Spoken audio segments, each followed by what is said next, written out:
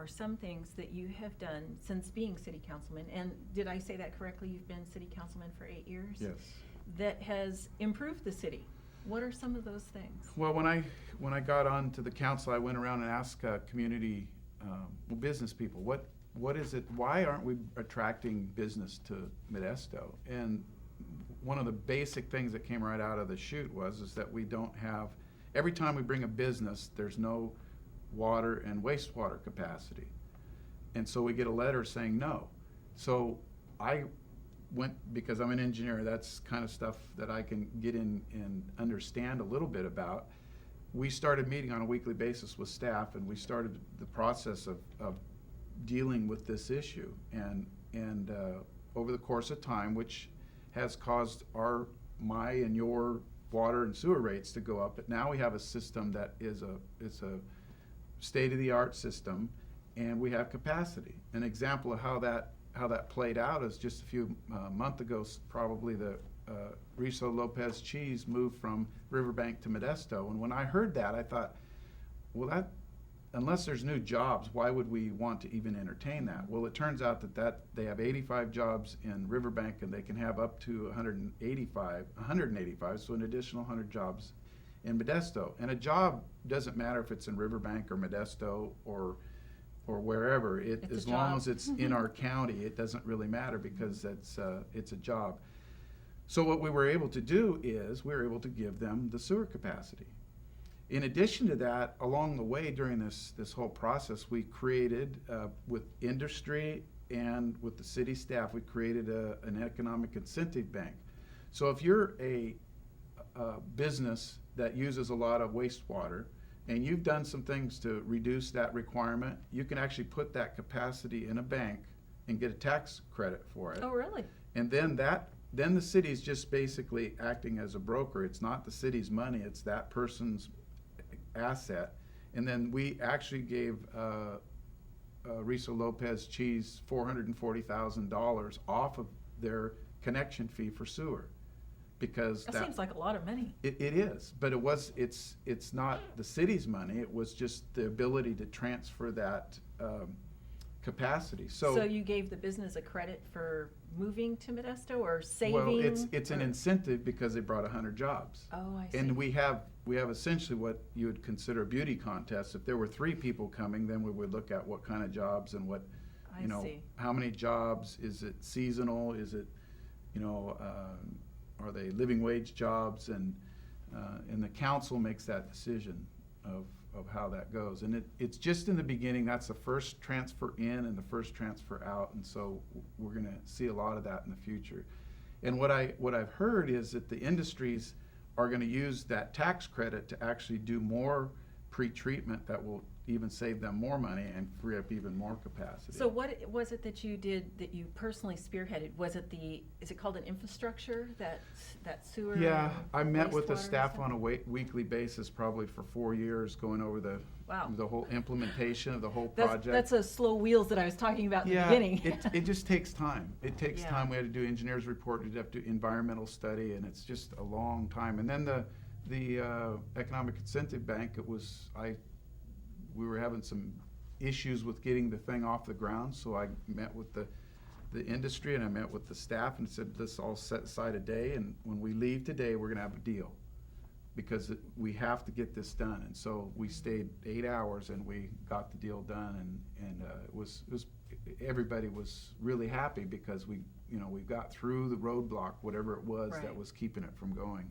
Now, you mentioned the city council. How many people are on the city council? 7, including the mayor. 7, including the mayor? Yes. So there's 6 council members and 1 mayor. There's an old saying that says, you can't fight City Hall. My question here is, you are City Hall. Mm-hmm. Are we the people fighting you, or are we fighting for you? Well, what we've had to come to in this difficult time economically is that we the city have been providing a lot of services that really aren't the core services that we should provide, and many of them are things we've gotten used to having, and so there's a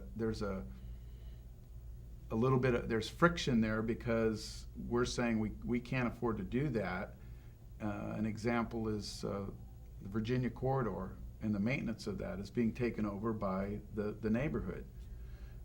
There's other parks around town. The soccer fields that you may have heard about in the airport neighborhood, they were all put in by volunteer work, and they're going to be maintained by volunteers. So the city is not on the hook for anything. The city didn't even pay money to put the pipes in. That was all donated money. So we're doing a lot more partnerships to get what we need to have done in our community. And frankly, a lot of that is really bringing back the life into the city because people are getting engaged more in their community. Graffiti abatement, a lot of things like that. The community people are doing that instead of the city doing it. So it's kind of sounds like the city has been micromanaging some things that maybe they should let go. Is that what you're saying? Yes. It's always easier to have control and pay for it than it is to work with somebody. To teach somebody else to do it. It's always easier, and Yes. over time it kind of just evolves into that kind of a thing. And when the government has money, too much money, then they tend to do that. And I think that's where we're seeing that nationally and in the state. Also, the difference between the state and the national is we can't push it off on anybody. We have nobody else. We have to solve the problem because we don't print money and we don't, we have to have a balanced budget. We can't, otherwise we'll be in default. And there's a lot of cities that are going to go in default in the next couple of years because of the lack of spending controls that we've had to put in place, but it's been painful for the community. Speaking about spending, let's just go ahead and get this bitter pill over with. The SCAP scandal. Okay, that is just, it's been plastered all over the Modesto Bee, and now it's in the local section. So it seems to be kind of worming its way through the paper, not only in the front page, but now in the local section, and hopefully to the end and off. What's going on with that? Well, I've been working with the city manager and the staff about defining what the audit needs to be for this, because I'm a person that has to deal with facts. I can't make conjecture based on what someone might say. So I need to have an audit, and we're working on putting that all together where we have all of the audit issues on there. Now, and there's obvious that there's some wrongdoing in this whole SCAP NS national or neighborhood stabilization program issue. And every day it seems like there's something new that comes up that's much, has a real bad appearance that there's some issue there. But that's why this audit needs to be very, very thorough and be sure that we've covered everything so that when we get to the end of this, we're going to know what has to be done. Now, for those people who are unaware of what SCAP is, it's the Stanislaus Community Assistance Project, which was started a couple decades ago, I think, to help the homeless and the hungry and the disenfranchised and the disabled and so forth.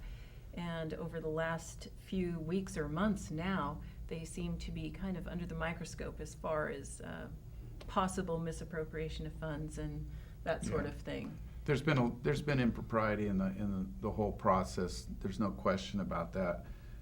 How much, how deep, whether it's criminal or just bad judgment, I'm sure there may be all of the above. But again, we really have to get to the bottom of it, and we need to be sure we have an audit that's complete and thorough so that we're not second guessing.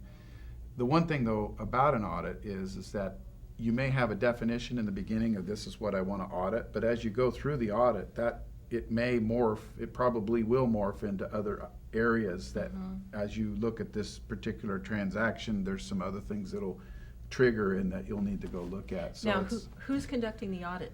Well, we're the Inspector General and HUD are conducting audits right now. To SCAP, right? On SCAP and the whole program also. And we're looking at expanding that by using an outside audit firm to augment that. or there's a possibility that HUD may extend their scope. But whatever the case, the scope is going to be very broad on that. Now, I've heard talk about the city being involved somehow as far as money is concerned, that they were given the money, then the city gave the money to SCAP and that sort of thing. Is that true? Well, the program is set up that they purchase, the city acts as the bank. They get it, there's an appraisal, there's a price and the money gets put into the escrow, and they purchase the property. And then as it's remodeled, rehabbed, the city pays the rehab bills to SCAP, which are all looked at, and then so the money that goes to SCAP is for specific items. It's not like just here's $100,000 that you just do whatever you wish with it. But even still, there's a conflict of interest issues that are obviously there, and some people that probably shouldn't have been allowed to be in the renters in that whole situation. Well, So- one more tough question before we go on to the closing of the show with some great stuff, and that is the city going to be audited? Are they going to hire an auditor to audit what the city has Yeah, done towards SCAP? That's all part of the Okay. audit. It's not just SCAP. It's the Okay. whole thing, because we need to be audited as the city to say, did you Thank oversee you. this properly? Thank you very much. Did SCAP do what they were supposed to do in this? And what did HUD do? Did they do what they were supposed to do? Thank